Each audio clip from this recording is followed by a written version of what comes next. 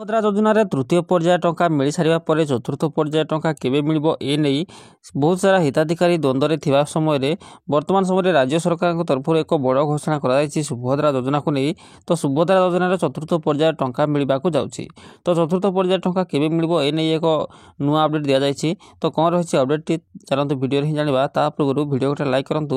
ଯଦି ଚ୍ୟାନେଲକୁ ନୂଆ କରି ଆସିଥିବେ ଚ୍ୟାନେଲକୁ ସବସ୍କ୍ରାଇବ୍ କରିନେବେ ଏବଂ ପାଖରେ ଥିବା ବେଲ୍ ଆଇକନ୍ରେ କ୍ଲିକ୍ କରିନେବେ ଆଗକୁ ଏହିପରି ଲାଟେଷ୍ଟ ଅପଡେଟ୍ ପାଇବା ପାଇଁ। ତ କୁହାଯାଇଛି କି ସୁଭଦ୍ରା ଯୋଜନାକୁ ନେଇ ଉପମୁଖ୍ୟମନ୍ତ୍ରୀ ପ୍ରଭାତୀ ପରିଡ଼ାଙ୍କ ବଡ଼ ସୂଚନା।